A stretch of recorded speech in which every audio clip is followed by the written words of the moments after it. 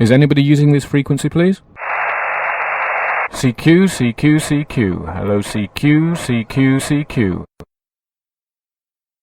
Nominating committee, and so I'm going to get people installed, and then the old president will then give a bit of a talk, and then the new president will be put in place, right? So the fact that the old one and the new one are the same, well, that's the way it goes. So I'm Bruce McAllister, W4BRU. I'm one of the three nominating committee. Wynn is the other one, and I guess Rick is not here, I guess. Anyway, that's where we are. So we'll start off as usual by going around and introducing ourselves. This guy here is KR Will. I'm the secretary. I'm Ken, WV0L, the treasurer. I'm Doug, KK4LSE. I'm Emily, WB4EMY.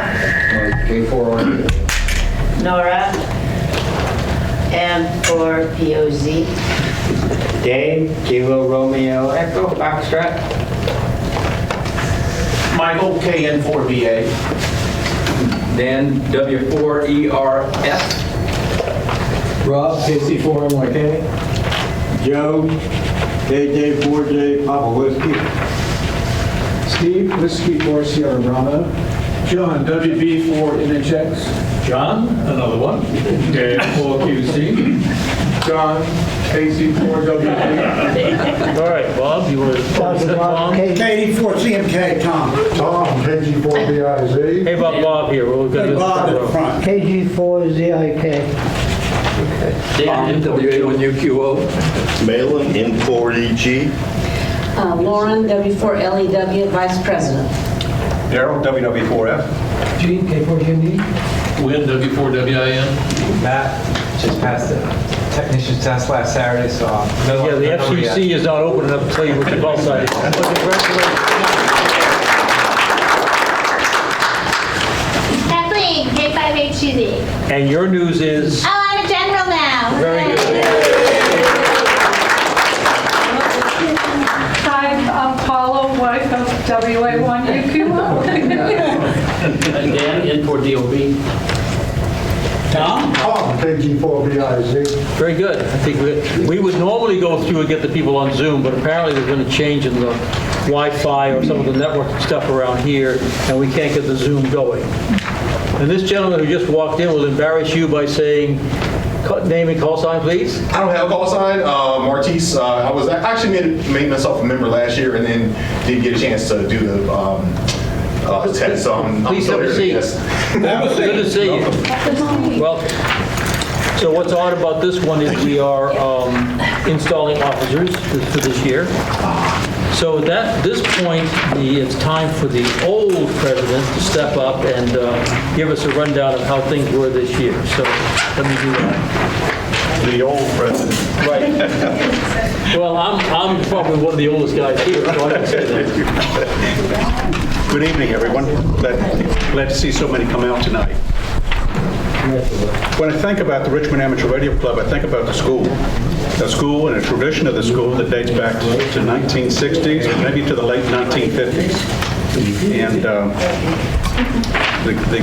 the people that commit their time to, in the spring and into the fall, providing classes for the technician, general, and extra class license. And I'd like to recognize those people, in addition to the people that also provide the seminars. You know, the seminars for D-Star, for example, DMR, or antenna modeling, contesting. Well, that's an expansion of the legacy of the club around the license, but there are other special seminars that are held.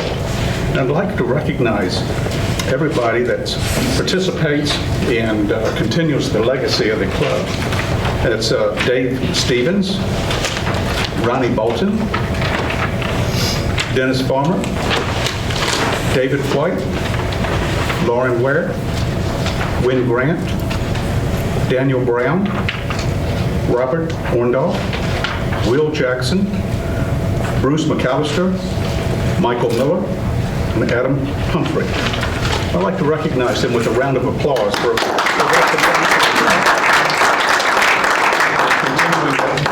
tradition. So we help these that want to join the hobby and get their license, pass their license exam. We have the classes for them. But the next step is the exam, the actual exam. And we should recognize Alan Johnson, that's leading our VE team, and they're performing the test or administering the VE test. And we have members, Will Jackson, Lauren Ware, Dan Bryant, and Joey Harefield make up our VE team, helping get those tests administered and get those guys get their license from the FCC. And once we help them get their license, we have to help them get on the air. And I'd like to recognize Bruce McAllister and his example for us to follow in help mentoring these new hams.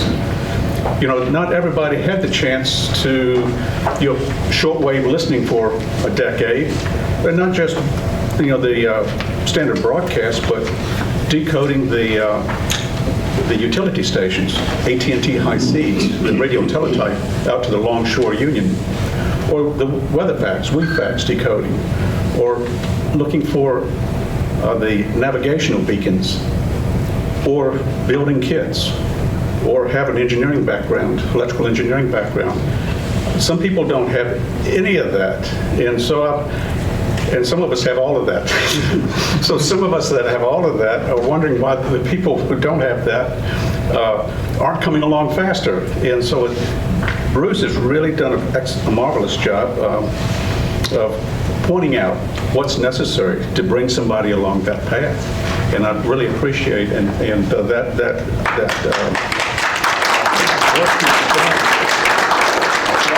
Fun for me. And Tom Flippin that instigated the new ham net. So we decided we needed to have a net just for the new hams, so they could have a comfortable place to get on the air at the 145-430 repeater and get that established. And that Bruce's example wasn't lost on me. I realized, that I finally got it later that, we need to do more to help, more mentoring is required. And you might notice Wynn is not the director this coming year. He was the director. We have two directors that are elected. The membership elects two, and then the past president is director, and the president gets to pick a director. So Wynn, and credit to him, he said, you can pick somebody else. But I felt Wynn should deserve the title. He does so much for us in the D-Star and supporting it. But when he said that, they said, you can pick somebody else. And I said, how about Nora? And he said, that's a really good idea. So I ran with that and I asked Nora. So this coming year, we will have a director that's a newer ham to remind us on the board that, what the needs are for the newer hams, and that we don't overlook, we don't go over their heads, we bring them along, make sure that they don't miss out. So I think I can speak for the board, Nora, that we all look forward to working with you.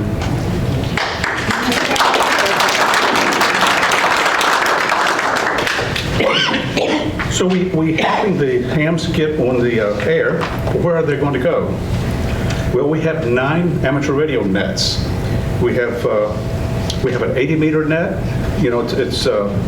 Tom will lead that, be net control. We have 2 40-meter nets. Tom is involved with one, and then John has got another net for us on 40 meters. We have 2 6-meter nets, sideband and FM, 10-meter net, the VHF, the new hams net, the D-Star net, and the virtual CW net. So there are plenty of opportunities for all of these new hams to get on the air, listen to a familiar voice, and practice what they've learned. So I really appreciate all of you. You've heard the term, the operators are standing by. We have net control standing by almost every night, for operating a new net.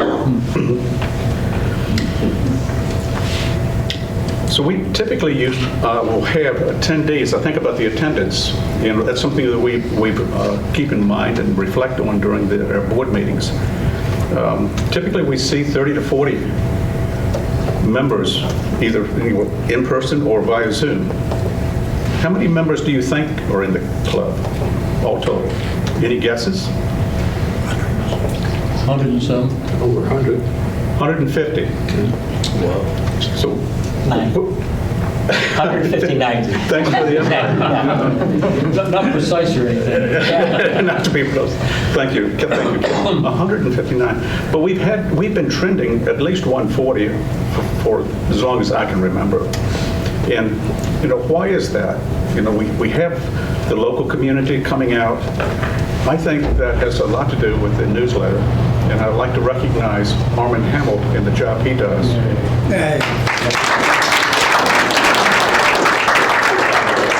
Everybody that's helped Armin out with the smallest of little article, the funniest little thing, or the, a new antenna installation, or a new award, or anything like that. Seeing that personal note in the newsletter means a lot to those who don't come here every week. And I think that's why the club is, as robust as it is. And another thing I think that's the strength of the club is their monthly meeting programs. And the best programs have been led by our members, whether it was a D-Stalk Zoom Spot program, or Slow Scan TV, an overview of the remote station. All of those programs are really appreciated, and I would encourage you to consider those programs, as particularly targeting the new hands for the next year. What am I forgetting? I covered. I think that really sums up Lauren. You're forgetting yourself. Yeah. Me, yeah. You put together the programs for each meeting of the year, and that's no small feat. So we should really acknowledge you.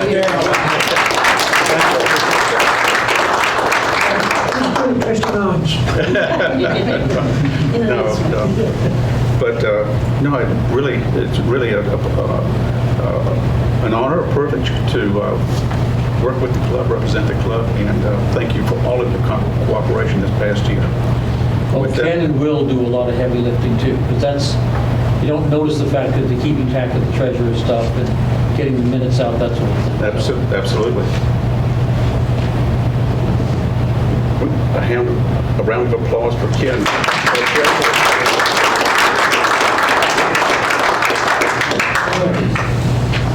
With that, I'll turn it. And Will.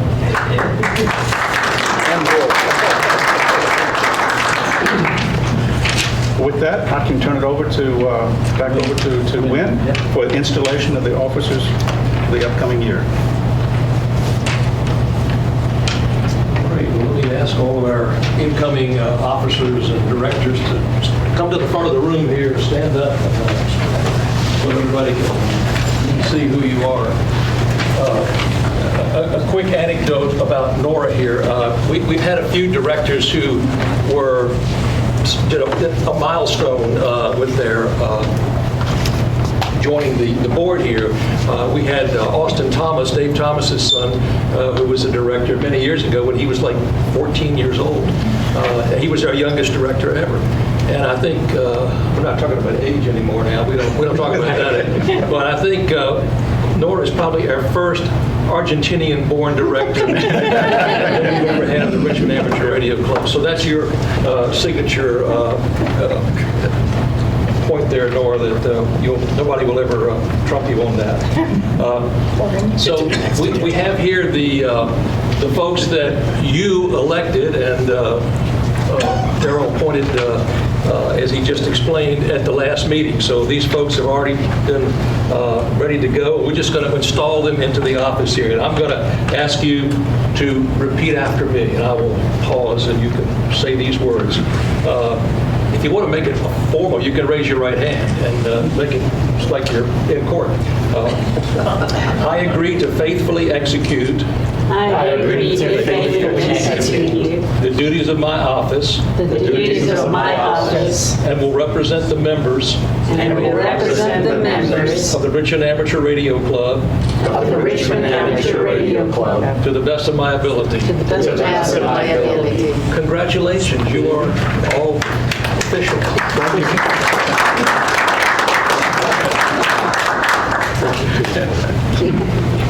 Welcome, Nora.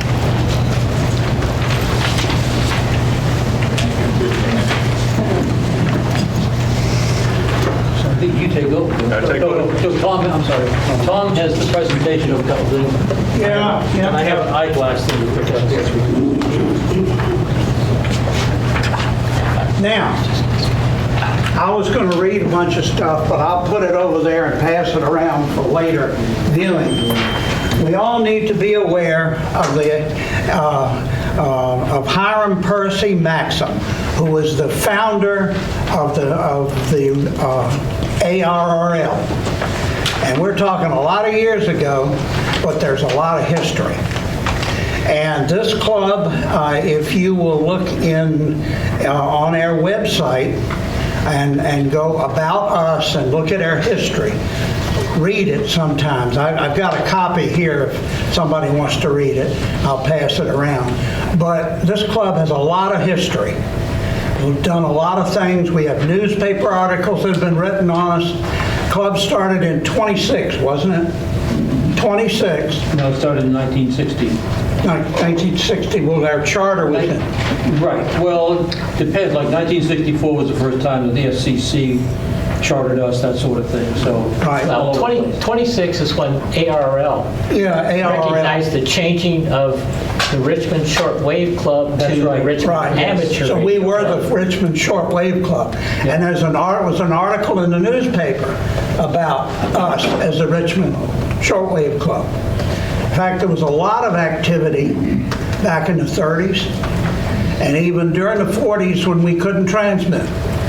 So, at any rate, on the back of the program, you'll see a listing of the past presidents. So it's a lot of tradition and a lot to follow.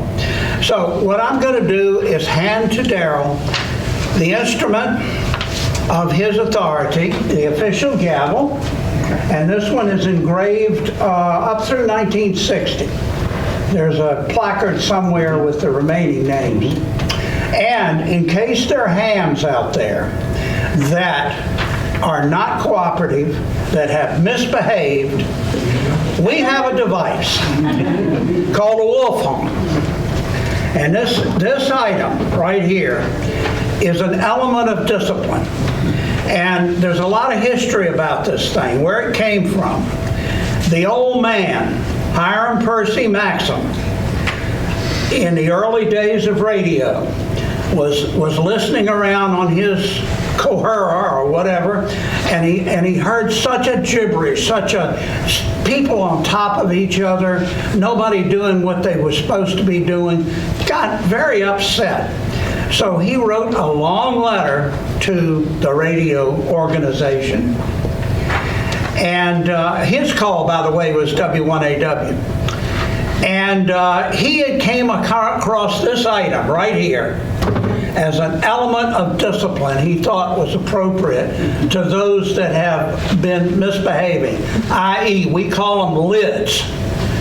And this is where this thing came from. And this is a copy that I do not know where they acquired it in the 1930s, but it's been with this club ever since. And as you can see, somebody has marked it. And there were no real directions. And I'll read you this little blurb here. In honor of Halloween, our word of the day features an object designed to strike terror in the hearts of any amateur operator who ever calls CQ. Of course, we're talking about the dreaded wolfhawk. On page 11 of the 1930 Amateur Radio's Handbook, it reads, "The wolfhawk is an amateur radio's most sacred symbol and stands for enforcement of law and order in amateur radio. The origins of the wolfhound can be traced back to none other than Hiram Percy Maxim, co-founder of the ARL and regular contributor to the QST magazine, where he wrote the column Rotten Radio using the pseudonym The Old Man, or sometimes simply TOM. Employing a great deal of Swiftonian satire, his writing targeted poor operators and the babble he often heard on the air. Boy, he would have had a lot of trouble at 80 meters with it. Anyway, anybody that wants to read all this stuff, and there is a Royal Order of the Wolfhound Society. Anyway, I'll leave all this available, all this material up here. Here's a picture of the wolfhound. We got one. And Darrell can feel free to employ this however necessary to enforce good operating procedures. Take it away. Thank you. I don't think enforcement's going to be necessary. We're all good boys and girls here, so. So I think we can start with the regular meeting, the regular business meeting, run through that, and then we have a fantastic program lined up for you. So do you want to do a treasurer's report? I'll do the treasurer's report. We started the month with $14,990.88, and we had no income, but we spent money. $25 went to the state tax corporation because we are a corporation in addition, so they got their money. We moved a big cabinet from the room we used to have behind the stage over to here. We put the owls in it. One of the things that I complained about was the owls. Occasionally we'd come out and they go, hey, I need to have my software updated or firmware updated. And I go, oh, phooey, because I'm on a time crunch to get everything done. Turns out they will automatically do their own updates at 2 a.m. if they're connected to a Wi-Fi. So I had an expense to go buy a drill bit and some tape so I could drill a hole in the cabinet, feed power out. They sit inside a metal cabinet. The signal in the room they're in is strong enough that they can see the Wi-Fi and update themselves at 2 o'clock in the morning. So I spent $20.09 for the drill bit so I could drill a hole in the cabinet. We have a package called Duplicator Pro, which basically backs up our website, sometimes to the server that we're on, and occasionally to an offsite.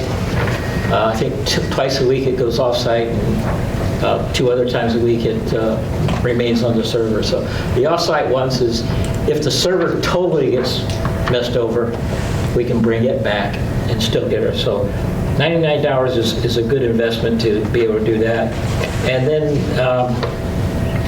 we have a hosting service that the 2 websites, the production and a backup of that, it came due for $44.88. So $188.97 went out. $14,801.91 is what we ended the month with. I have 1 new member, Joseph Hudert, H-U-D-E-R-T. Call sign KJ4JPW. He's a technician. So I have 1 new member. Can I have a... All right. Second. And all those in favor of new member? Aye. Any opposed? Thank you. So that's all I have on the normal stuff. Thank you, Ken. As part of our newsletter, we attach our meeting minutes, and I wanted to get approval that the minutes are correct as written. Do I have a motion to approve the meeting minutes from the October meeting minutes as written? Motion. Second. Do I have a second? All in favor? Aye. Any opposed? Motion carries. Is there a school update tonight or a Makerfest presentation update? Or we Well, would do that yeah, December? the text is done. Tech is and done. We have at least one gentleman who's passed the test. Yeah. I think either somewhere between 2 and 4 passed the test, I'm not sure. Okay. I think it's been 3. 3, okay. Is what Dave said. Right. Great. And Chevy is going to be taking over doing, getting together the mentoring for that. And then we'll figure out how we do with the 2 mentoring groups, how to do that. So, yes. So we're done with the school until the spring. Okay. You were at a Makerfest event? Yes. Do you want to, how was that? Did you want to give us an update? Well, You or Rob? Or Rob, you want to tell them about the Makerfest? Sure. did you have a good turnout? We had a very good response to the Makerfest this year. We had our normal cadre of parents come by, and the parents are very interested. And the thing that we learned last year was have plenty of things for people to play with, and create an atmosphere so they don't feel like they can't touch. And that's very popular. We have some code practice oscillators that kids can play with. And I believe last year we even got a new member, just from, chatting with all of us. So you never know, like, who's interested and who's going to, return. But there were just quite a few young people, I think this year more young people that were interested. And some educators as well. And a couple of people actually wanted to buy the oscillators, so I'm searching around to see if we have any more parts left of those. I think we do. We made about 24 of them. Yeah, something like that. Yeah, for a project that we did with Hopewell Public Schools. They were going to chat with the astronauts, but there's a requirement that they take a radio course. So we put together some code practice oscillators for them, and in a nice box and everything. And so we can take that around to different events whenever we want to. But I think we were one of the most popular groups there. We haven't gotten the awards yet, but just from the number of people that were hanging around all the time, and that came back, I think we had a very good response this year. And it's always fun for all of us to just go and have a chance to do what we love to do best, is stand around and talk. Plus, we had 2 operating HF stations. Yes. And right. You had some help debugging a problem with mine and talked to the guy in Luxembourg at my little station. Exactly. That was great fun. Right. So they see the antennas and it's kind of like, oh, well, my grandfather used to do that. So people don't know ham radio is still alive. So whether we get any new members or not, we're making it ham radio be shown that it's still alive, and all our gear is really modern, and they find that interesting. So.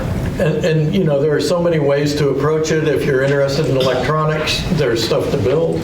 If you're interested in science, there's a lot of science and math. And it's a very STEM-oriented hobby, more than any other one that I know, because there's math, science. I always say that ham radio is a contact sport, because you make contacts. Who joined you? You had a team with you. Obviously, Bruce was with you, and Will? Was Will there? Bruce, Will. Dan? Dennis, Dan. Yeah. Let's see, who else? I'm looking at...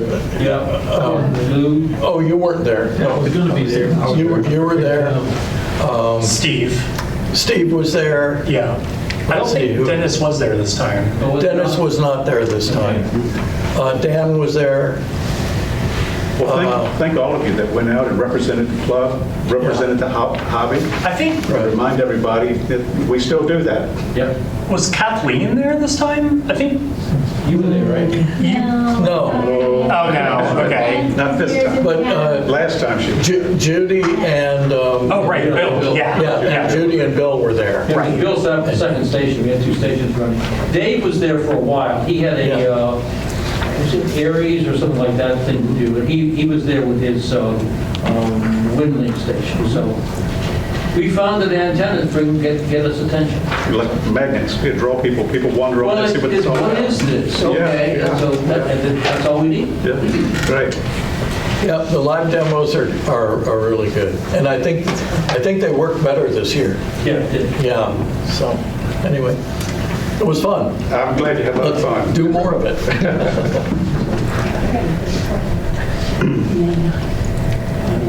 Let's see, D-Star repeater, everything's...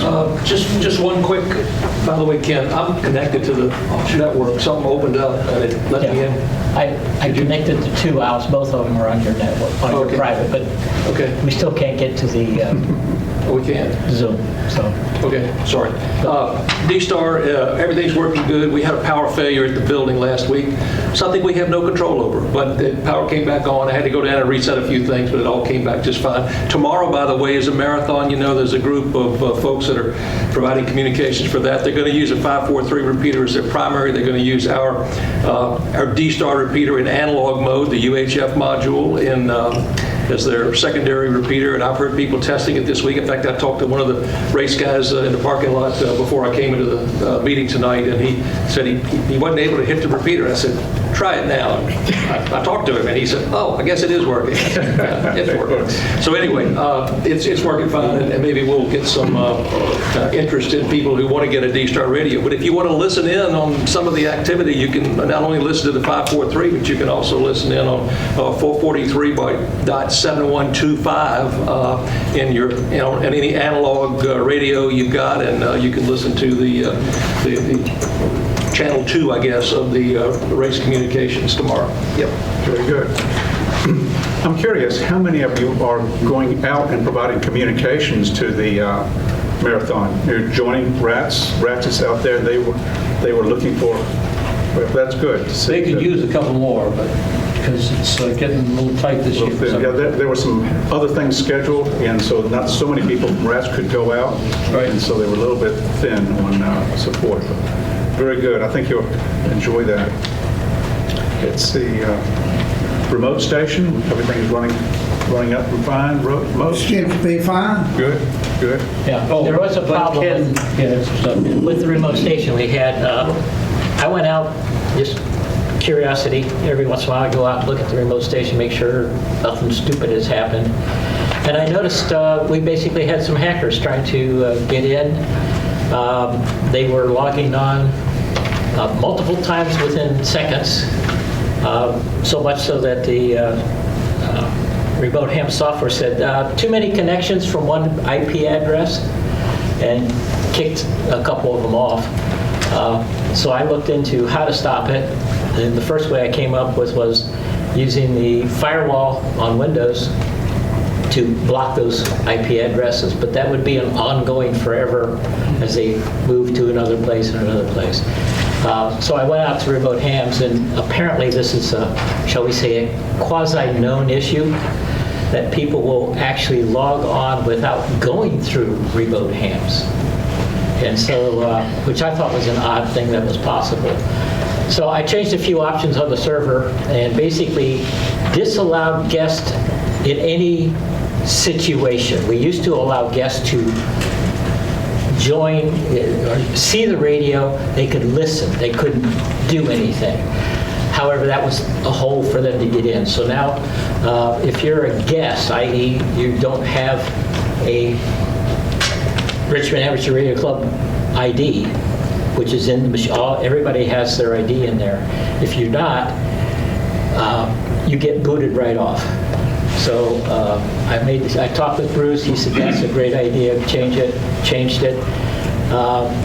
I went, changed it, made sure I could log on. Yes, it still worked for members, and I immediately saw the people who were hacking get kicked out. And I went, works great. Yeah. So the only downside is people who are not members can't even get to the radio to listen. But it keeps the hackers away, and I could see where they were issuing HTML commands from a hack, trying to get information off of our server and things of that nature. So we blocked that. So that was good. But other than that, the station per se itself has been doing great.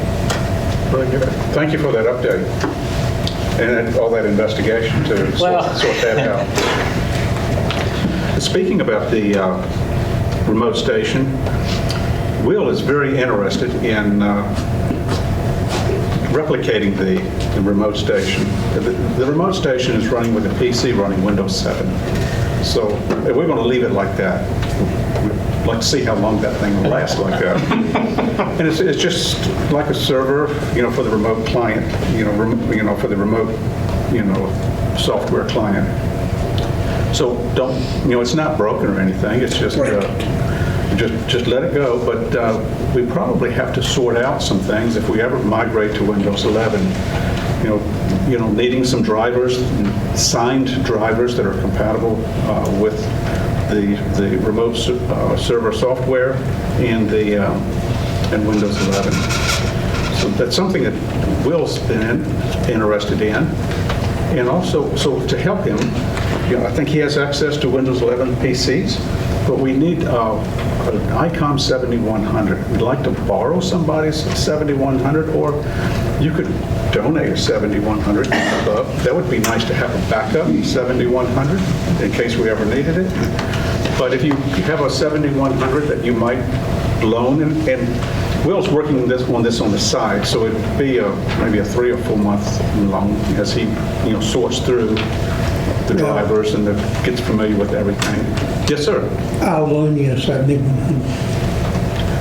Thank you, Tom. Thank you. Yeah, solved. I appreciate that. That would be really helpful to New in the box. New in the box. Okay. We'll take care of it. So I have some announcements. I think the next thing we'll go to announcements after the remote station. So the first announcement is about rats and Winter Field Day. Winter Field Day is January 24th and 25th. And I've been in contact. They've reached out to me, and we've been invited before, but this goes beyond invite. We are encouraged, really seriously encouraged. Actually, they want us to join them, come out and join them and participate with them, do it jointly. And this isn't going to be this isn't going to be just 2 or 3 guys, just hammering away during the day on contacts. They're going to be at Pocahontas State Park. They've rented cabins. I learned they wanted to go for the larger heated lodge, but that probably has some restrictions related to fire safety, how many people you could have in the lodge at one time, so they think they might exceed that. So it's back to the old school with, I think, 2 or 3 cabins. I'm not sure, Will, you might know about that. I was not very involved last year. Dan, do you know, or Mike, how many? I haven't heard any of those. They're working on that. Yeah. But what they want to do, it's not going to be just about participating in a contest. They want to really make it an educational event too, with building a measuring tape Yagi, or working satellites, slow scan TV, whatever you would like to do, whatever you want to see. So that's the first thing. What do you want to see? What kind of outdoor activities would you like to take part in? They're thinking about fox hunts with prizes, balloons, setting up weather balloons. And I'm looking at their spreadsheet. This is the RATS spreadsheet for the event that they sent me. And they said, what would RARC folks like? They're talking about a potluck meal. So we don't want the food to go bad. We want to help them with that. And maybe even a chili cook-off. So we don't want that to go bad. So they really are encouraging us to come out and participate with them and join them in this. And there'll be more information coming. So I need maybe 10 or 12 of you guys to go out there. They're going to be really mad at me if you don't show up this time. Yeah, when is it? It's January 24th and 25th. there'll be more information about what events, and if there's an event, something you'd like to see or something you'd like to do, maybe Bruce wants to give a 20-minute speech on propagation and they release the weather balloon, something. So the meeting is next Friday, so probably go on to the meeting for next Friday, and it'll probably be the final details. Okay, yeah.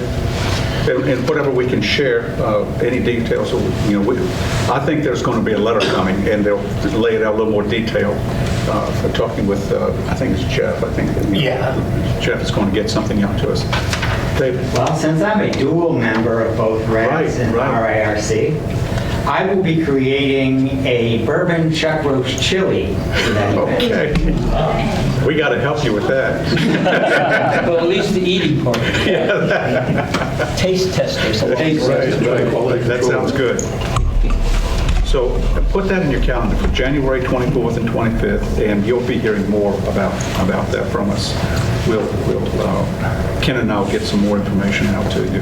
And I will add, just for both Winter and Summer Field Day, RATS's approach is definitely like the typical ARRL trying to be really educational approach versus more of like a contest. So it really is a good opportunity to do some things that we can't always do in meetings, like put up antennas, especially because we don't have trees, unfortunately, inside. That would be kind of cool.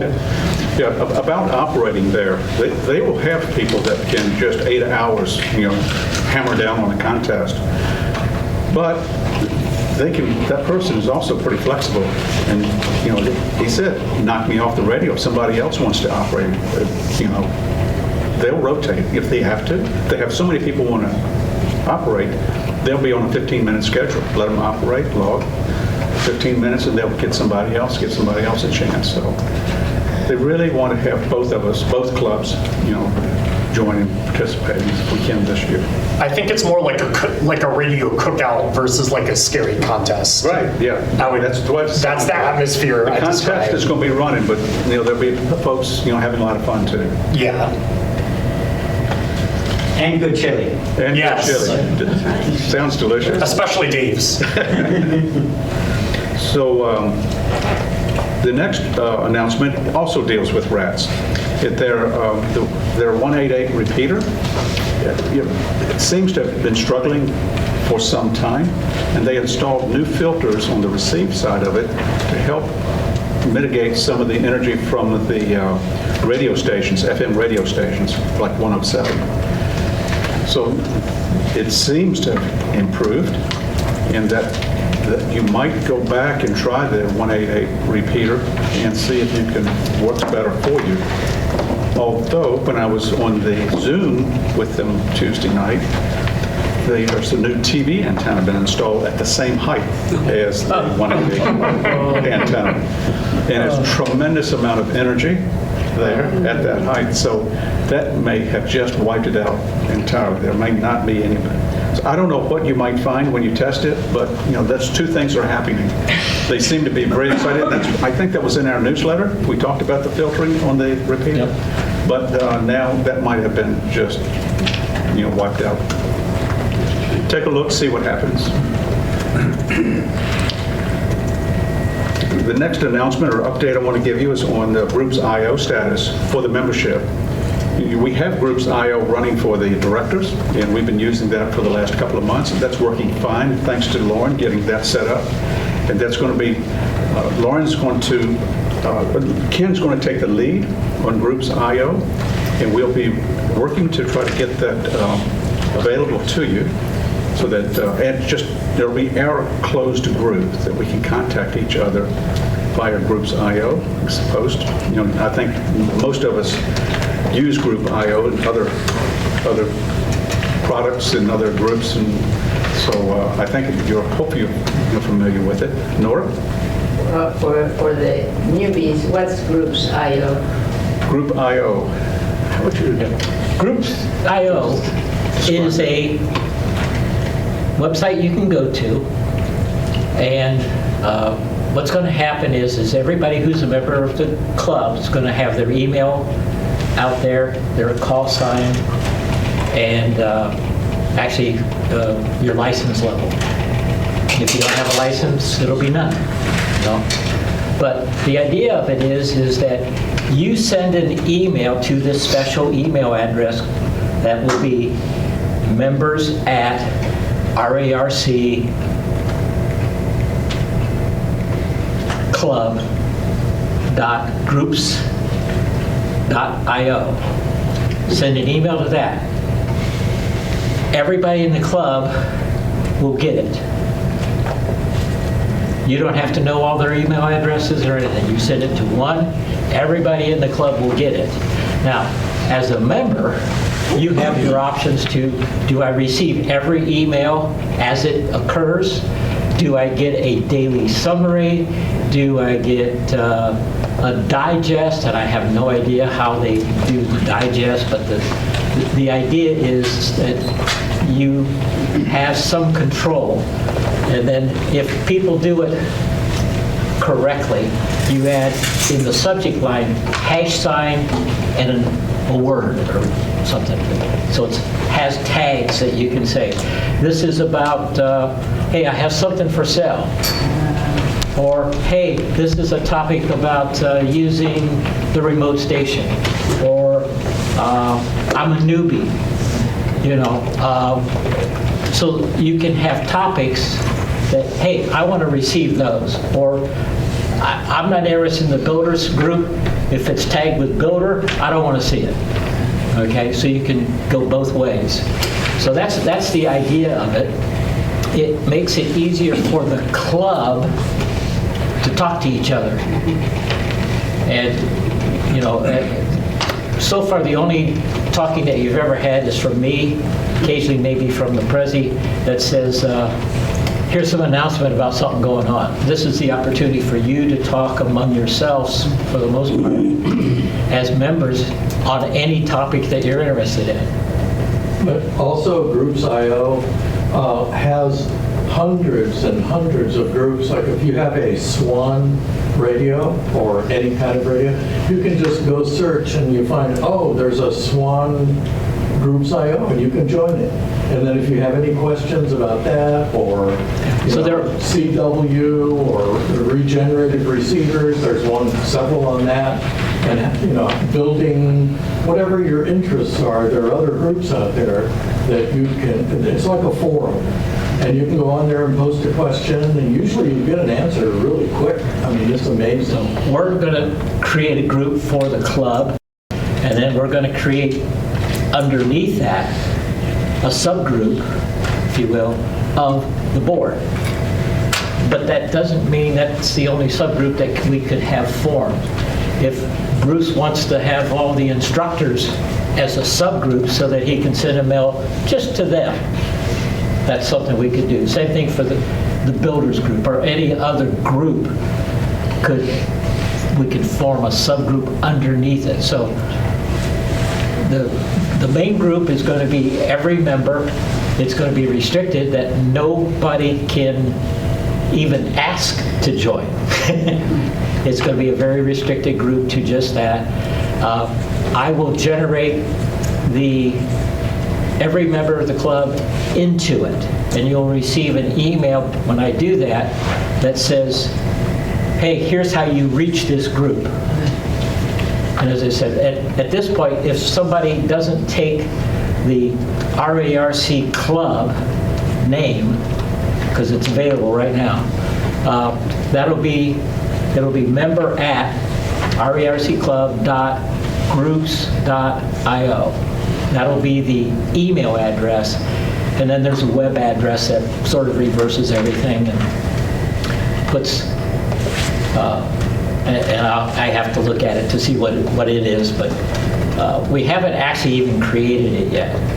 I hope to, in early December, create the group, populate it, and when I start to populate it, you guys will all know because you'll get the email telling you how to access it. And as I say, it's basically then one address that you send an email to, and you can even, just, this is a test, I want to see if it works, yeah, fine. everybody will get to see that you tested, and they'll then be encouraged to respond and whatnot. The only thing that it'll be an interesting thing to see how it works, in the sense that we've got like 34, something, I wrote it down, how many people are here tonight. We have, as he said, 159 people. Yeah. So, it'll be interesting to see how many of them actually respond back. If they don't respond, they don't respond. I mean, fine. Yes? Ken, will that require the authenticator just like all the other groups IO requires? No. Okay, so we can get into that one without needing to authenticate. Yeah.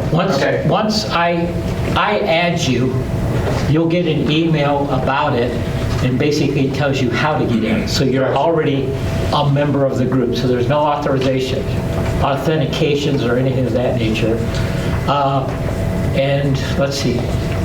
We're not going to monitor you. We're not going to make you get permission to post it or anything of that nature. We're going to assume. There is one thing I guess I can say. Groups.io has a little thing that, and maybe I'll send it to all of you outside of group IOs, but it's no pornography, no this and no that, all those typical type of things. The only thing that I thought was interesting is it specifically says no right-wing political stuff. And I was wondering, it's okay for left wing? I'm sort of surprised that they said one side. How about just no political? No political. Yes. But it doesn't say that. That's what I was just surprised. But Just like radio in theory. Yeah, no political, stay away from religious and, controversial topics. So I guess what you're saying is it'll start off unmoderated until we find the need. Well, if we find somebody that is... in which case the wolf horn comes out. Yeah, the wolf horn. Moderator. Here's the moderator. As I say, we learned an awful lot with Lauren setting it up for us, and then I dug into it extremely a lot from an administrator's point of view, is how to set this up, how to generate this thing. It will eventually will turn on having a calendar underneath it that everybody can post whatever's coming up on it. You can put pictures out there. I was trying to think of all the stuff. I mean, we could post the minutes of the meetings. Oh, yeah. Basically, a lot of the stuff, like I send you each an email every month that says, hey, here's where the newsletter is. Guess where it's going to go now? I'm going to send one to there, and then everybody gets it in the same way. So the Williamsburg Club uses it, seems to me. Who? Doesn't the Williamsburg Club use it? I don't. A lot of clubs. One of the clubs that I don't know if it's Williamsburg or if it was the Roanoke one or... Well, then there's that one up in New England. The one up in New Hampshire. Long Island CW that's their main. But anyway, it's a lot of groups do have it as said that huge number of topics. Ours is going to be closed and not visible because we really don't want anybody coming in, as they say. So it's going to be closed to just the club. But it'll only be as good as the content that we all contribute to it. So if we all get access and nobody says anything, it'll just sit there. Yeah. But so let's use it to communicate. Yeah, it's basically, the reason we're doing it is so that the members can communicate among yourselves and get a little camaraderie going. And It'll be a little bit like the McDonald's meeting, but bigger. Yes, exactly. And every day at whatever time. Yeah, yes. So that's it. As I say, initially I think everybody... But we have food. But there's no food, yeah. Initially everybody was set up by default to receiving every email. Yeah. Now, to change that, you have to log on to the website. But again, I'll give you the address. You just go to it and, yeah. Well, hopefully, one use that it will be put to is to post, gee, I'd like to talk to somebody on 40 meters. How about meeting me on 7234 or something? Yeah. So they can promote radio activity, especially in New Hampshire. You know, you put a thing out there saying, hey, I'm off today, let's meet and get some radio time. And you'll find out how late people stay up. Yeah. I know how late Ken stays up. Yeah. And he knows how late I stay up. Yeah, let's say it this way. If you receive an email from me that says 2 a.m., it was sent at 2 a.m. No question about that. When I was in school, I was early. And now that, went work and whatnot, I'm a late type person. Doesn't mean we have to respond to that. No. It's there waiting for you when you get there. But as I say, the other thing, if anybody has had any experience, group IOs as an administrator, I'd love to talk to you. No, I have never set one up, but I use it. Think of it this way. If you need, say I borrowed a Variac from Armin, but if I didn't know he had one and I didn't know who had one, I would really not feel very comfortable sending out, like say, I'd find one of old Ken Zuckerberg's old build things where there's 35 people on and send it out to everybody. That wouldn't feel very comfortable. But on Groups.io, I can just post a new topic. Hey, does anyone have a Variac that I can borrow for the weekend? And in 5 minutes or where, the next day when you get your daily thing, it'll come right up to the top. Here's a new topic. Oh, I'm looking for a Variac. And if you have one, you can go in and leave a reply. Yeah, let's get together and I'll bring it to you. You can come pick it up. Anyway, those kinds of things. It's very facile for them. Yeah. My thing is I've never set one up. Okay, Lauren set up the one that the board's using. She did recently make me a co-owner so that I can see everything and do everything. And as I said, I'm going to set this up. I'm going on vacation pretty soon, and so I'm going to wait until I get back to do this. And I have 30 days that it's absolutely free, and then we have to pay for it. And the club has agreed to pay for it. The free one is only, I think it's 100 members. Less than 100 members. 100 members, and we have 159.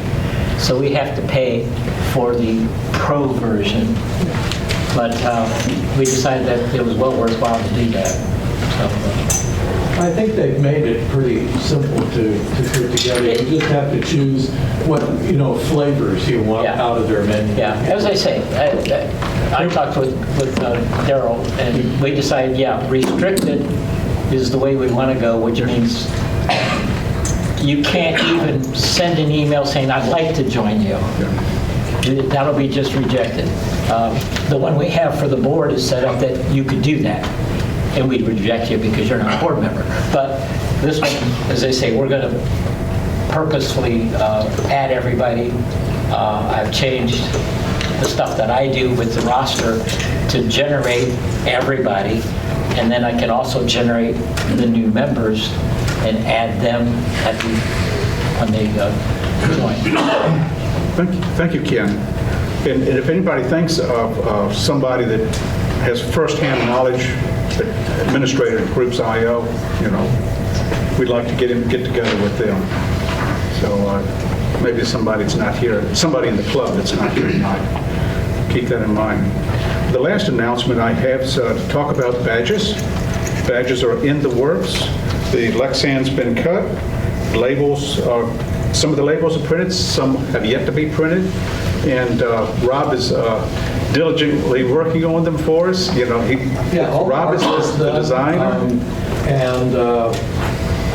They just have to be printed out. There's a really neat machine at Hack RVA. You print it out, then you put it in a different machine, and it cuts out around the outside somehow magically.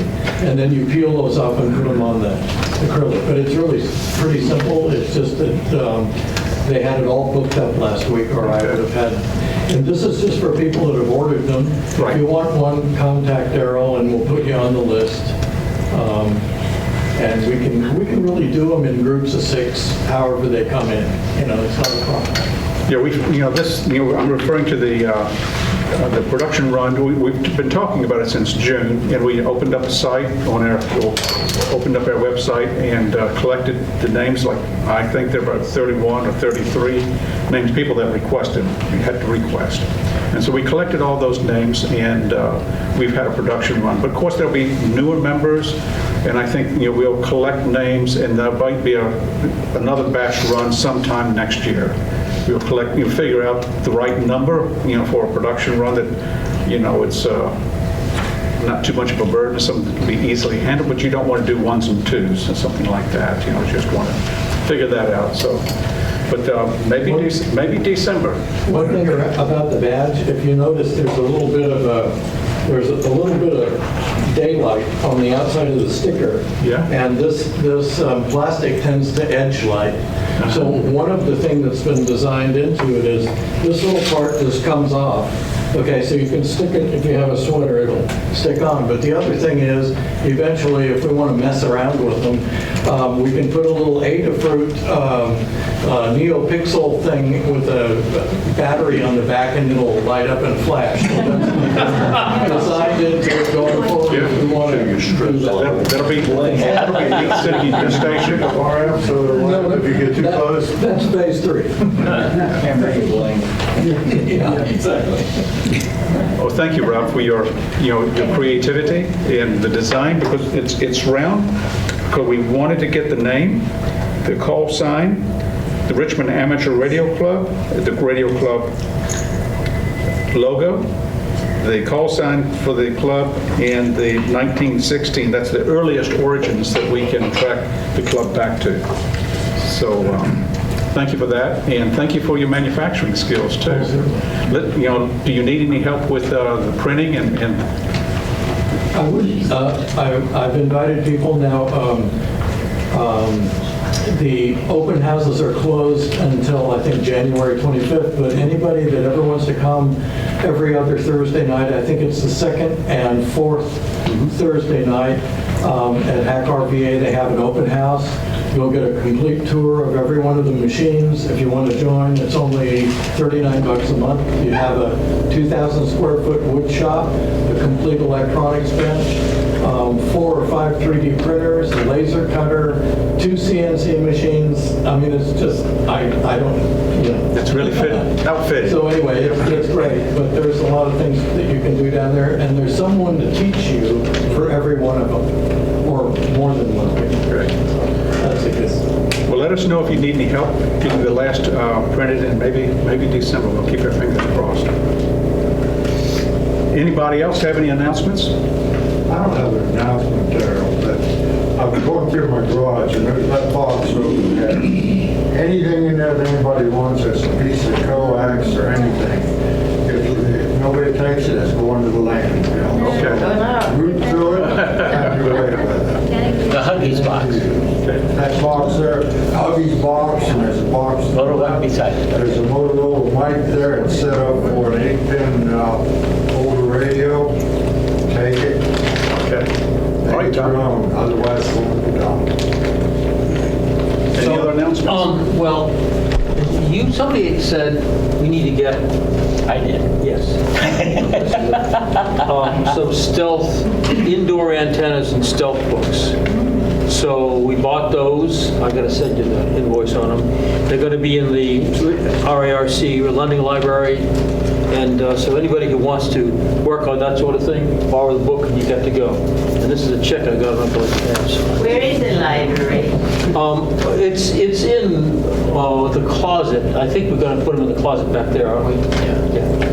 So can anybody go and borrow a book? Well, you have to be nice to one of us that knows the combination. Yes.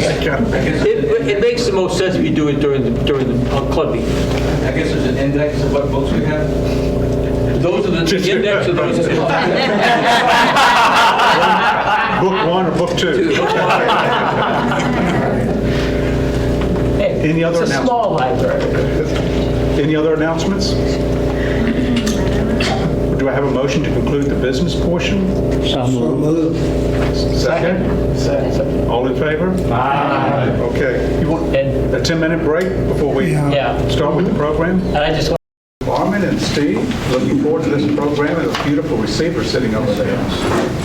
Two beautiful receivers. Left hand, right hand. Yes. There we go. All set? All set? All right. Okay. I think just about everybody knows who I am, but for those who don't, my name is Armin Hamill. I call us WA1UQO, and this is Steve Bolds on W4SB. And we are builders, so we like to put things together. Anyway, like Darrell mentioned, I think a while ago, a lot of us who are or have been hams for a while, we really get started shortwave listening, and that's how I started. I was pretty sure you did a lot of solid stuff. I had a crystal radio. Shortwave listening as well. Right, yeah, but as far as getting in, listening to ham operators, that's pretty much how we did it. I had an old shortwave set that had been kicking around my father's basement for years, and pull that up and got on the air. Not got on the air, but listened. Sure. And strangely enough, there was stations on there where it wasn't broadcast stations. It was guys talking to each other, which was kind of weird, I thought, because I was 12 years old or so. And it turned out it was hams. Never had heard them before. And it was the Green Mountain Net up in New England. AM net. And these guys, all they talked about was radios and antennas. And that's kind of what got me interested in it. And then later on, I didn't know anybody that was a ham. I wasn't aware of any groups or anything like that. The only thing that I had to turn to was the local library. And the local library had some books that were there from the ARRL. However, this was probably in the mid-'60s, and the books were there probably since the mid-'50s. They were older ARRL books. It's okay. Got them out, and I read them, and boy, a lot of it was building stuff. And I saw all the nice pictures, and it all was on nice, shiny chassis, tubes, and everything was like perfect on every single picture. In fact, that book, the Understanding Amateur Radio, no, the other one, the ARRL had books, and on the cover they would show a teenager with a soldering iron in a cardigan, sweater, and a bow tie. And I thought, that's not me. That's not me. But that's what they kind of pushed. Anybody can do it. You don't need to know much. It's all easy. It's going to come out great. All your projects are going to look wonderful. And if you looked at the pictures in the book, they all did. They all looked perfect. They also told you you can get the parts almost for nothing. You can get the parts almost anywhere. You can go to the local junkyard and you can cannibalize an old TV set or an old radio, or you can go to a TV repair shop and they'll just give you the stuff you need practically. That's not, that wasn't the case either, at least not for me.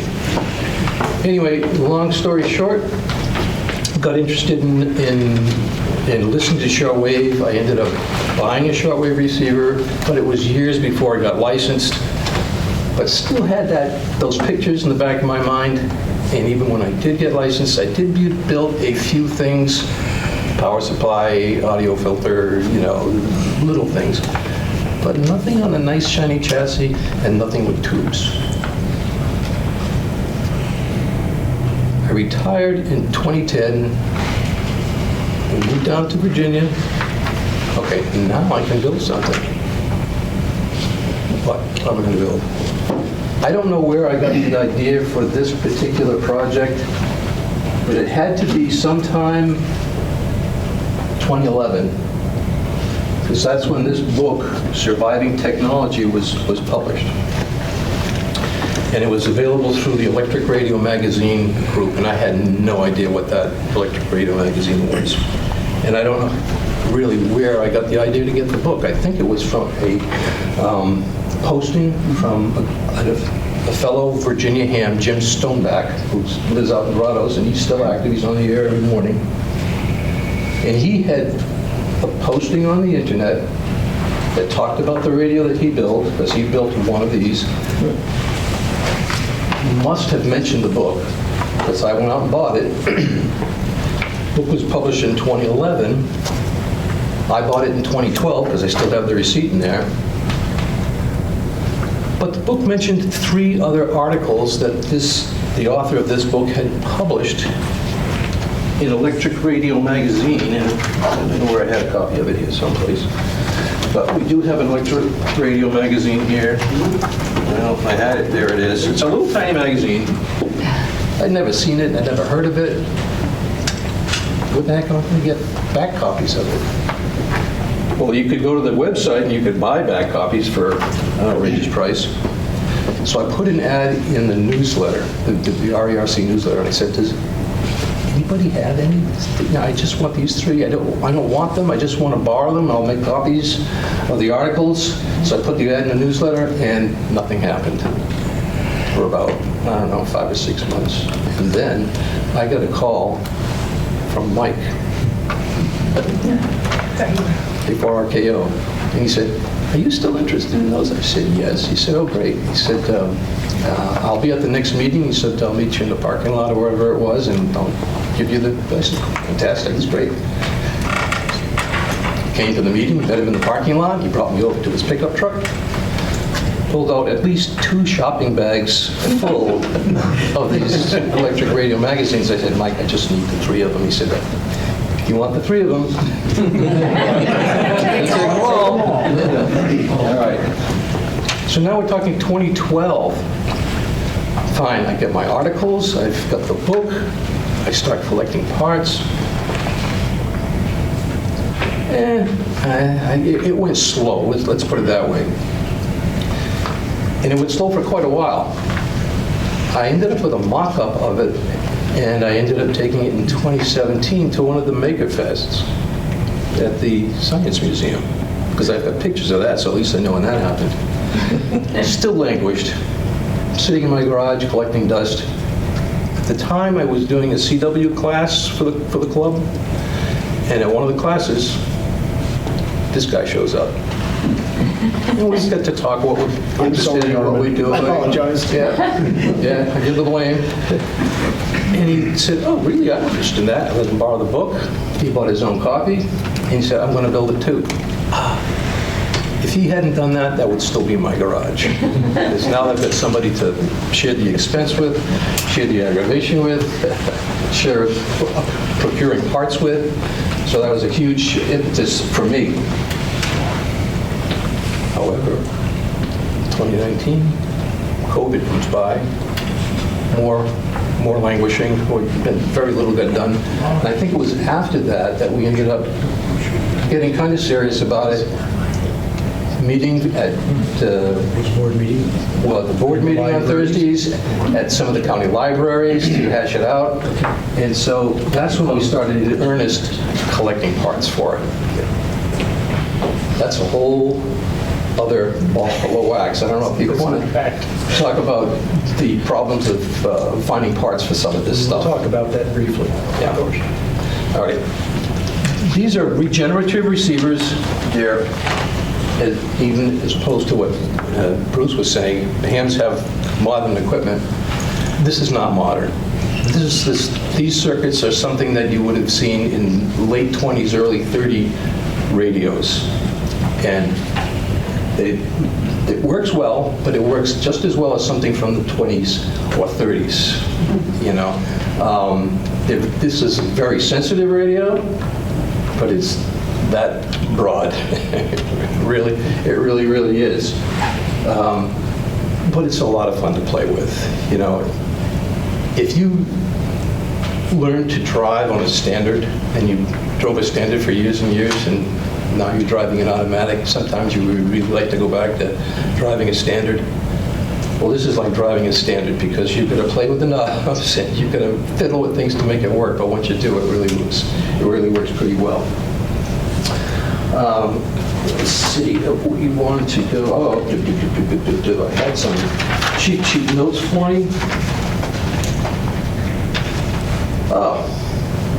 Like you said, board meeting.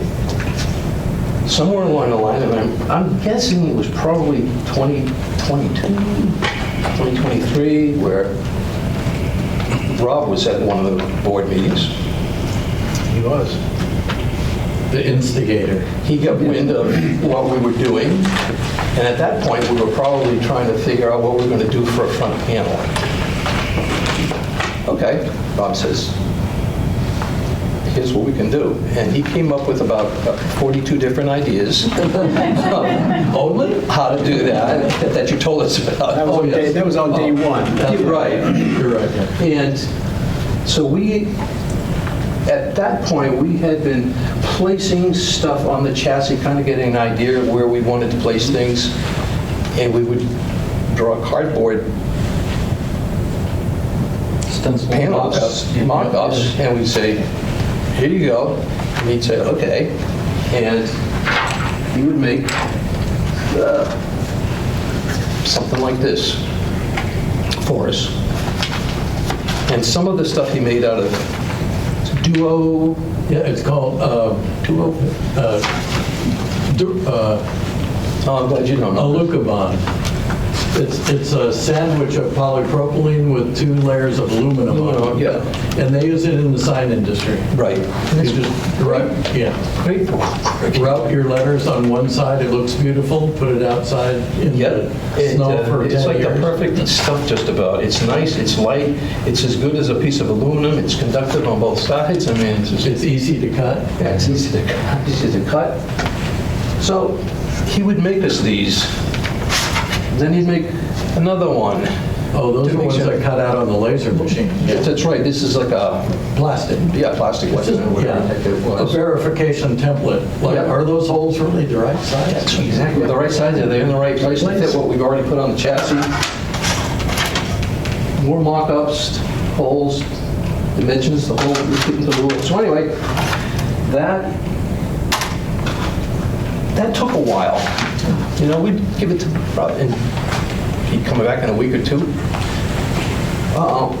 This hole's not quite right. I can fix it, come back in a week or two. But anyway, it eventually got done and done very nicely. Well, Rob solved the problem for us, and the problem was, how do you drill a 3-inch hole in 1/8-inch aluminum and have it look nice? Right. You know, I've cut a lot of aluminum using a rat tail file. And you file and you look and you file and you look, and it's never perfect. And then Rob says, no problem, I can do that. I have a CNC machine. Yes, exactly. So you'll notice that the hole is absolutely perfect. So there are no file marks, no slip-ups with the saber saw. It's just beautifully done. Thank you, Rob. Well, for years I've been telling people, don't drill holes with a drill, just give me your drawing and I'll go cut it for you. I mean, it's really, and that'll give me something to do. But nobody ever picked up on it until these guys did. It's like you needed something else to do. Yeah, Busy man. Anyway, after that sort of got sorted out, then somebody else came into the picture. Paula, sitting over there, my wife, and she said, you know, because she does a lot of artwork and she has a resin coating that she puts on her artwork. And she said, you know, I could do the resin coating on that after Rob's done cutting and putting the label in and all that stuff. Okay, so she did that, and that's why these look as nice as they do. So that worked out really well. Other than that, once that was done, and for me, it was pretty much following the schematic and placing things where they were supposed to be. And I have to say, when I first put power to it, the receiver, and put an antenna to it, sounds came out. And I'll tell you, if it hadn't, I don't know. I don't know what I would have done. One of the things is that it is a very simple circuit, you know, and that is one of the things that kind of encouraged me to try to do it, because there was a lot of positivity in this book, and also Jim Stoneback, the hand that lives out in the western part of the state, He also did some nice CAD drawings of the schematic, the power supply and everything that. But what happened is, a little bit of the pedigree for the radio is that when the original person who made this, Bruce Vaughn, he was a retired TV service repairman. And when he retired, he liked to build things, and he started building regenerative receivers. And he would build one, and he would go, oh, you know what, I think I could have made this a little better. And he would build another one. And he'd say, oh, you know what, he would try to make it a little better. He ended up making 60 of them. And when he made the 60th one, it really worked well. And he thought, this got to be a fluke. There's got to be something weird here. So he built another one exactly the same as that one, just to prove to himself that it wasn't a fluke, and it worked the same. It really worked well. That's when he decided to write the articles for Electric Radio Magazine, and that's when he decided to make the book.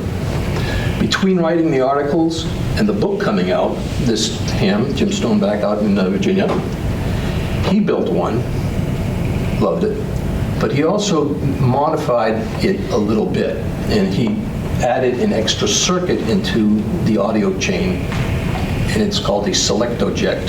And for those of us who are old enough, remember, national radios, I think, were the ones that had the selectoject circuit in it. All it is a peaking and notching circuit for the audio chain. Well, in my opinion, either there's something not quite right with this one, because it works, but not. I don't think it's worth the effort of doing it. It's just doesn't work well enough for me to do it. I would have built it the way Bruce Vaughn, the guy that originally built it, without that. Now I'm hoping that when Steve, who's building the exact same thing, when he finishes his, that his selectoject circuit works perfectly. That's what I'm hoping for. So that I can figure out why mine isn't as I would think it would be.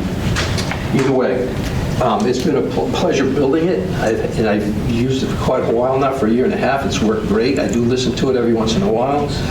Excuse me. But there are some things about regenerative receivers, at least these, they're not for everybody, because, like I said, they're not selective, but they are sensitive. But this one, because of the reduction drive, the national reduction drive,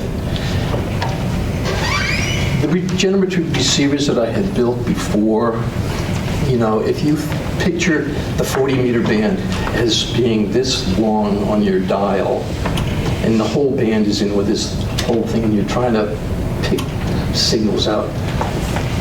With the national dial, your band is this big. Your dial it would be like having a slide rule dial that's like 12 feet long. That's how big it is, and so it makes it very easy and a joy to work with. But there are some drawbacks to regens. One, they are broadbanded. Two, this has no AGC in it, automatic gain control. So when you're listening to it, and if you're tuning around and you're listening to a station and you're listening on 40 meters and you hear somebody and that guy's out in New Jersey someplace and you tune him in, but you don't realize he's talking to a guy that's in Midlothian. When that guy comes on, you better jump back, because it's going to come through like gangbusters. So it does have a phone jack. You could use it with headphones if you want to, and I've tested it. The jack works, everything works great, but I would never use it with the headset, because it would be just not a good idea. The other thing that I found out in using it, when I've read about the regens that they used in the 20s and 30s, they were almost always used with a long wire antenna. Someone just put something out the window. No 50 ohm coax for these radios back then. I have 3 antennas at home. I have a vertical, a 40-meter Wyndham, and an 80-meter horizontal loop. So I can switch antennas easily. But this radio is impedance sensitive. So if you change antennas and it's a different impedance coming down the line, it throws the calibration of the dial off. Not a lot, but enough to be aggravating.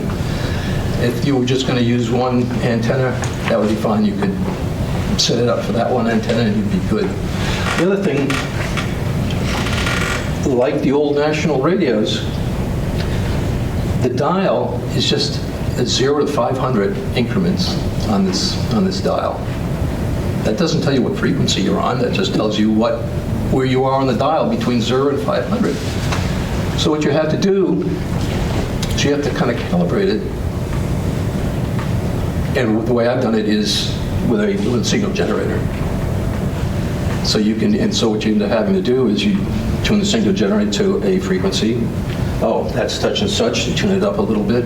You find out what your markings are on the dial, and you have to make yourself a little cheat sheet. And that's the way the national radios used to do it. They used to have a little graph and whatnot. And the way that I do it is I can set this dial to 0. And when I have the 40-meter coil in, I can set my signal generator to 7 megahertz. So I know 7 megahertz is 0 on this dial. And as I go up, I can set the generator up and find out where it is. What I actually do is I set it and then use the 7300 that I have, and I find out exactly where I'm getting a signal from here on the 7300. It works out very well. It turns out, because somebody was asking earlier, is it stable? And it is. It's remarkably stable. If once I have it set up, say for 40 meters, if I come back tomorrow and turn it on, wherever I set the dial is exactly where I was yesterday. So for that, it's pretty stable. The way that Bruce designed this, if you come over and look, you can see that the detector tube is sitting in a little hole in the chassis, and that's because the socket for the detector tube is actually underneath the chassis, and it's held up against the bottom of the chassis by 4 little rubber bushings. And it's supposed to dampen any, maybe not harmonics, but microphonics from tapping it. And I don't really know if it's helpful or not. I mean, it's nice, but I mean, I can tap the tube and it doesn't seem to do anything. It seems to work fine. So the author, Bruce, was very emphatic about building it ruggedly. And that was his whole thing. And that's his whole philosophy for people having problems with regen radios, was that they were too lightweight. Especially if you were using it on a tabletop where you were going to be sending CW. You know, because you'd be tapping the key and that would be enough to give this a heartache. So in a nutshell, I don't know what else to say about it, other than it was a lot of fun. I don't think I would do it again. If I did, it would be a little bit differently.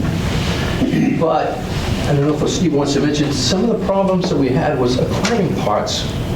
That's what I was going to ask, like the tubes and stuff. The tubes were not a tough. They were easy. They were, yeah. All those tubes are still available. Yeah. You know? But you can remember when this guy Bruce designed this or came up with this, he was using tubes that were available in the 1970s. So I think that's the time frame he was building these. So, but the tubes, yeah, the tubes are all out there. The tough parts. Chokes for the power supply was a bit. Wasn't good. But you can still get them new. The national drive, though, the PW drive, those are getting to be really hard to find, especially good ones, and they're not cheap anymore. They were when I started 10 years ago. And that's the other thing. You know, I bought the book in 2012. This is 2025. So this is not it's a project's been sitting around for a long time. But like I say, somewhere around 2017, critical mass. You know, all of a sudden a lot of things came together. I could start building it. But until then, it was sort of like daydream. You know, putting parts here, see if this would fit, doing this. So what makes that dial so special is the gearing and the parts. It's not just the physical dial itself.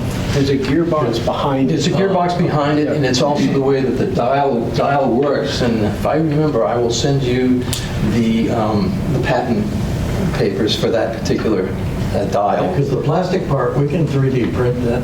But it's the stuff behind it. Yeah, it's not even so much the gearbox. Oh, that's a heavy-duty gearbox. It's the dial mechanism itself, because if you look, there is a window up here. Okay, and when you dial, okay, oops, it says 0 in that window. Now it says 10, now it says 20, now 30, 40, 50, 60, all the way up to 500. Wow. So the way that this works inside was the secret. In fact, the pattern, do you have the paper? I have the paper. Okay. Oh, wow. These were, manufactured prior to the war, Second World War, and the Japanese and the Germans both copied that particular dial. Well, tooth for tooth. So they had the exact same thing. But some of the tough parts were getting the capacitors of a certain value. Like the variable capacitor is 20 picofarads. Yep. You can't go to Radio Shack and buy one, so it was like searching on eBay for eons. Other than that, it was pretty straightforward. We found a lot of things on eBay. I found my dial on eBay. Found the small ones on eBay.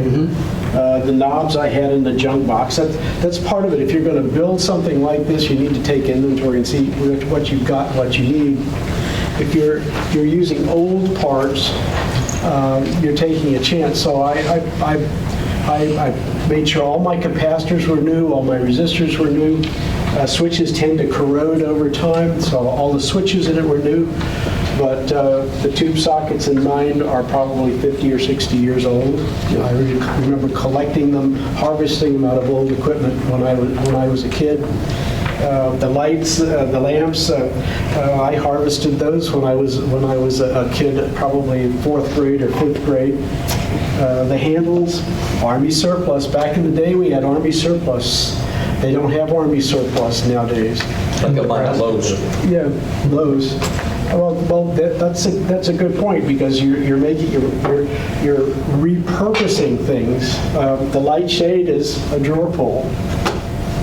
But on the other hand, the handles look nice, but they serve a purpose. You can stand it on its face and not damage anything. Likewise, the posts at the back, they serve a purpose too. You can flip it over, and the chassis is sitting upright. It's flat and it's stable, so you can work on it and you can work in it. But this particular dial, I found at an auction. It was an old piece of Signal Corps equipment, and I don't know, I gave $10 for it. Somebody had already harvested a lot of the parts out of it, but I took all the tube sockets, but they left the knob on it, and the knob itself was a $40 or $50 item. So for the piece of junk, the knob on it was absolutely priceless. So you find that you acquire parts.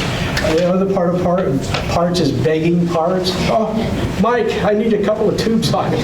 Mike, I need a couple of this or a couple of that. But when Mr. Vaughn wrote his book, when you get into something like this, part of the fun of it is acquiring the parts. And he comes up front and he says, well, he was a TV repairman. He had parts.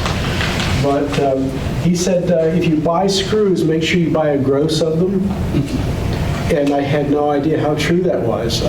There are just hundreds, not hundreds, but no, there's a lot. There are a lot of screws, solder lugs. You need solder lugs. You go through solder lugs like you wouldn't believe.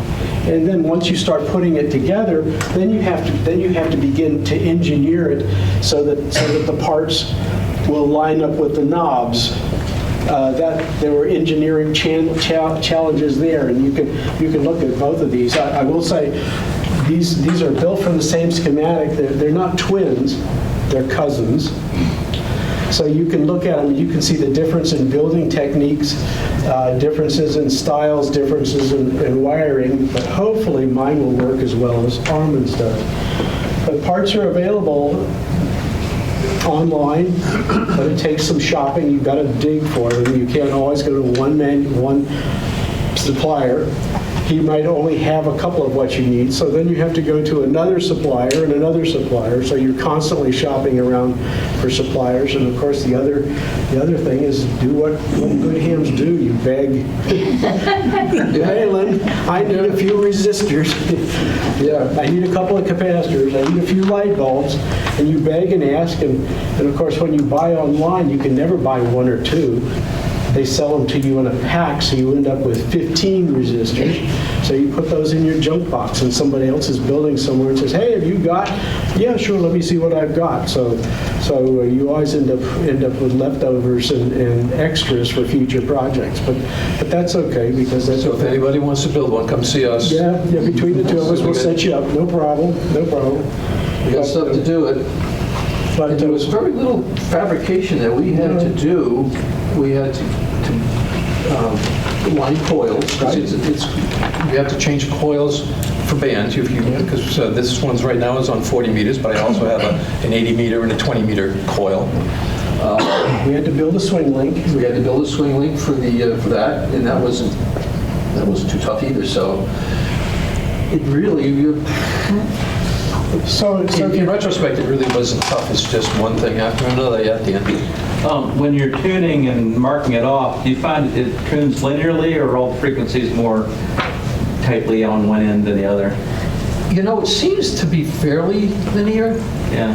Yeah, it does. But one thing that I did notice is that, say for 40 meters, the 40 meters on this particular dial is any place between 0 and about 200, and I forget what it is, 270 or something like that. So it's quite a bit of thing. But for 80 meters, it uses a lot more of the dial. For 20 meters, it uses a lot less of the dial.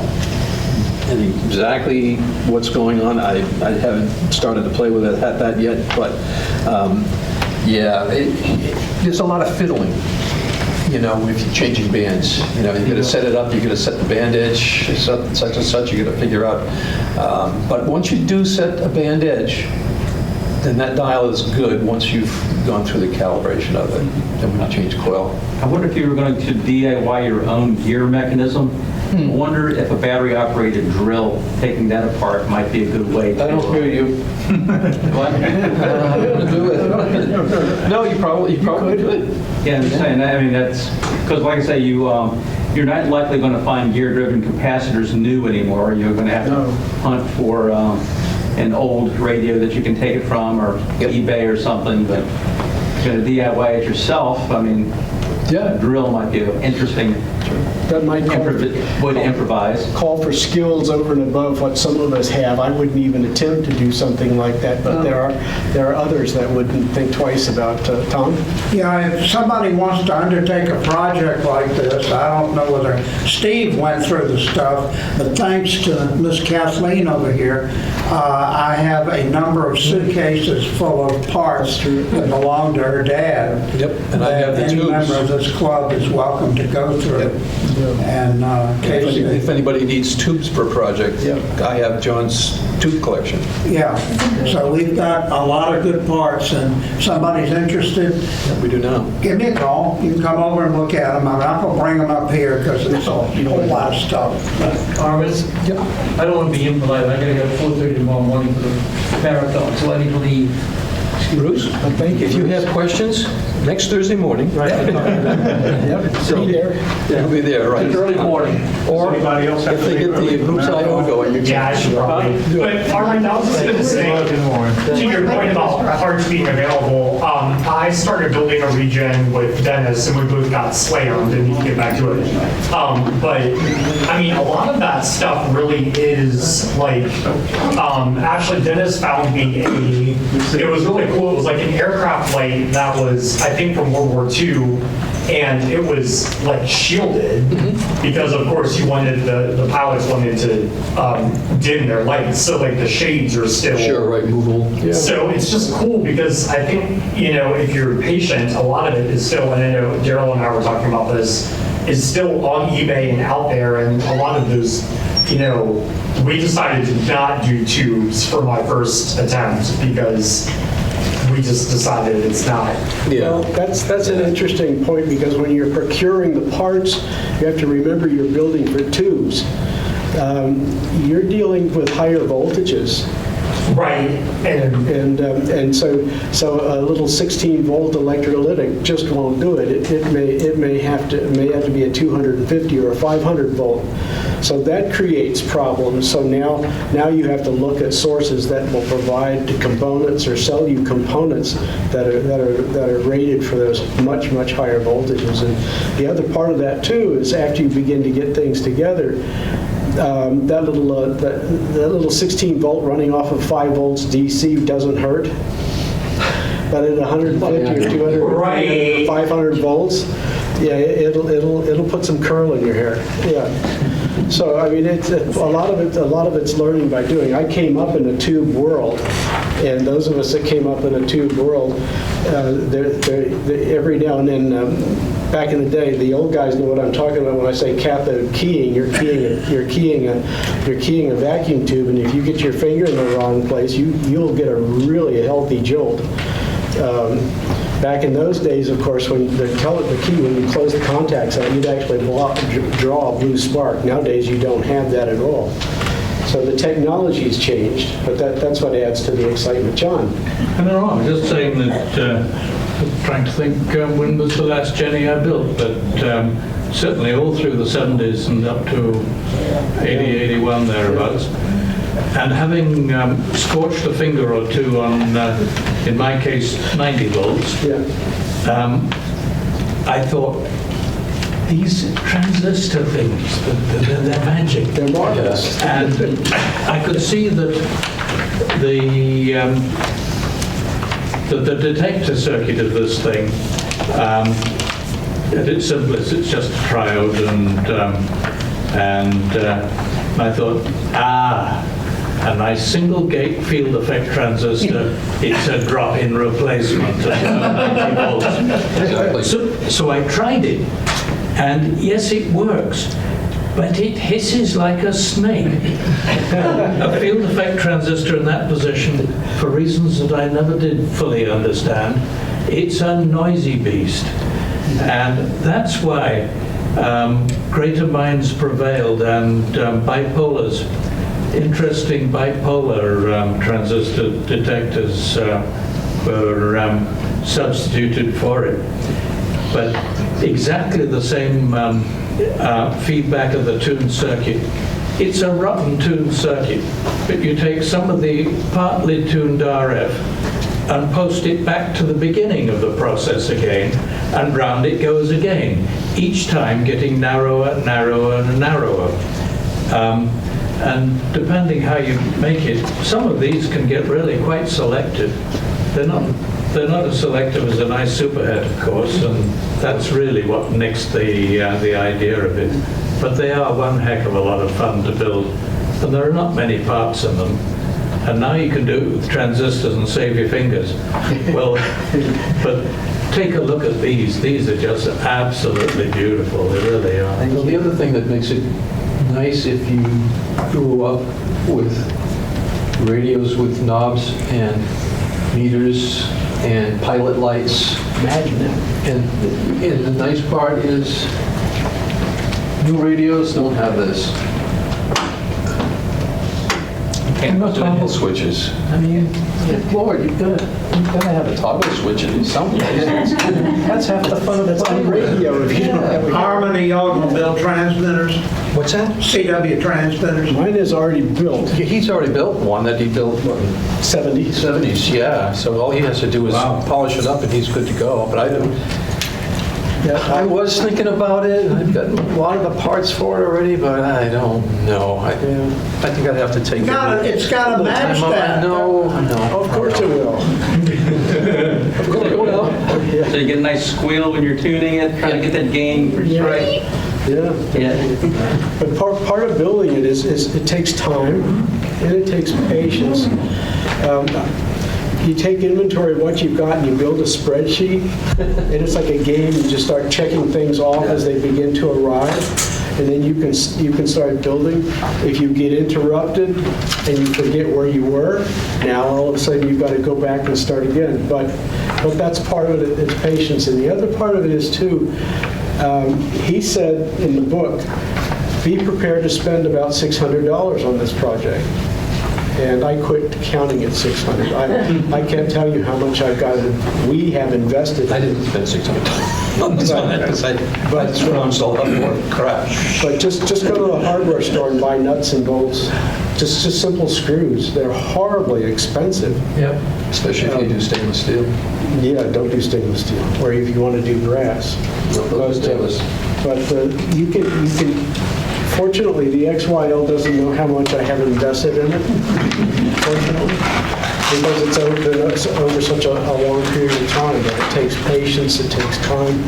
Sometimes you have to borrow a tool. Armin, you got any chassis punches? Armin had chassis punches. Just some things that you kind of take for granted.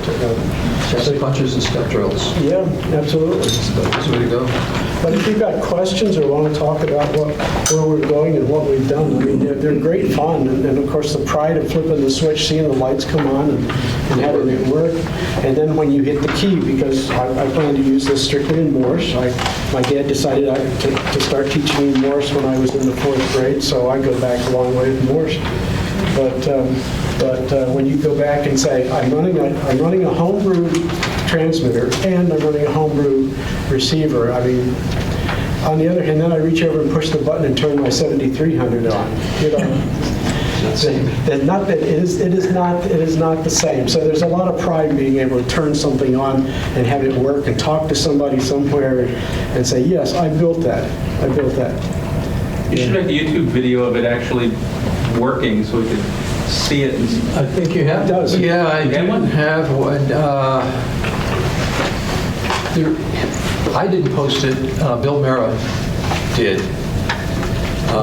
So you would have to really dig to find it, but on the Solder Smoke blog site.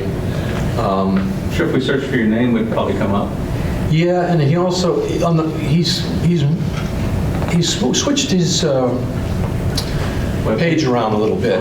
He used to have a column on the left-hand side, and if you went, and it's listed alphabetically, if you went down, you'll see 14, I think, Hamels. I'm in Hamel 14 times. But now that's on the right-hand side, so I don't know what he's done, but if you go down, and I think he also has a listing for regens, because for a long time he was an anti-regen guy because he had so many issues with the building regens. But if you go into regens, I think you could find it there as well. And that one was a sweep 40-meter band, I think I just did. And he posted that because I sent it to him. But I also have a video, which if we had something here to do it and I was a little bit more technically oriented, we could probably show you.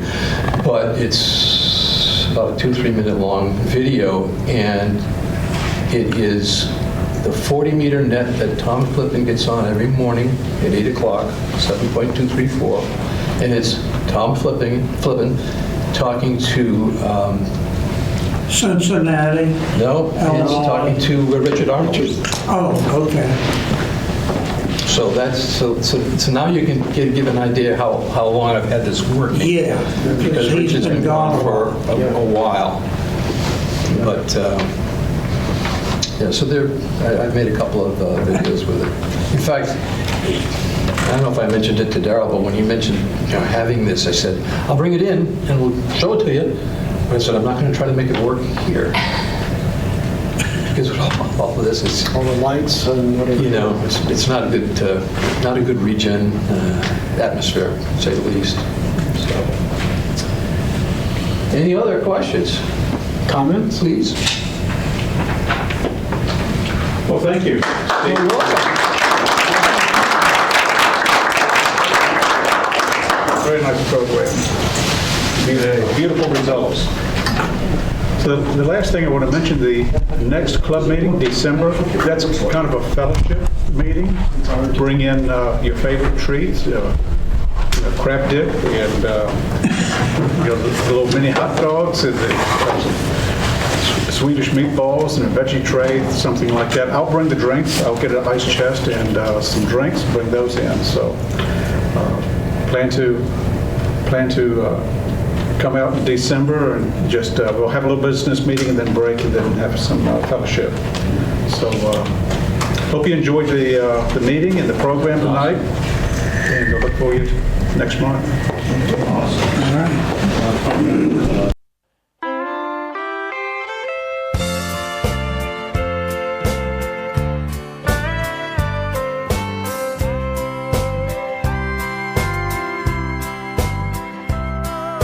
You wake up every morning, you go to work, then home again, that old routine. Turn on your TV, although they never show a single thing you haven't seen.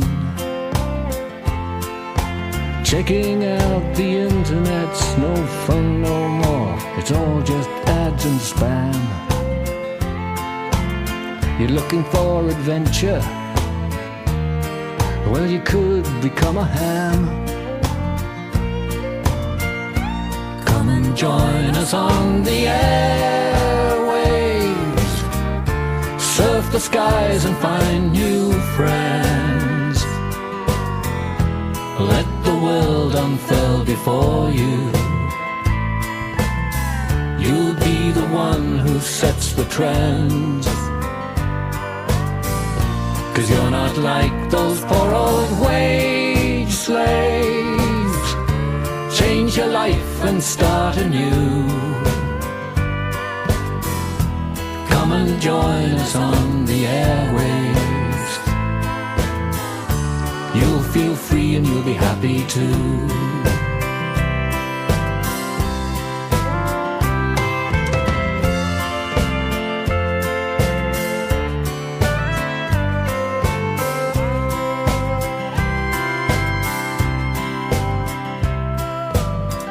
To friendly folk from far off lands of which you've never even heard. Pick up local knowledge about all those world events that just occurred. Turn your hand to contesting. Adrenaline starts coursing through your veins. You could be the winner and drink the finest of champagnes. Come and join us on the airwaves. Surf the skies and find new friends. Let the world unfurl before you.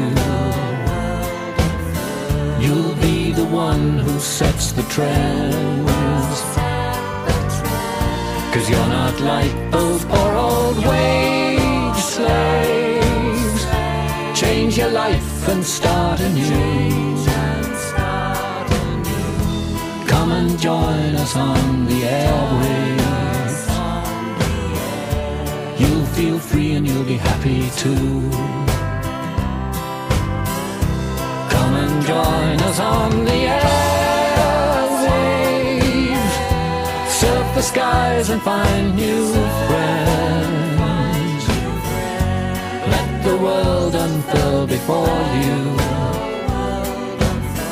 You'll be the one who sets the trends.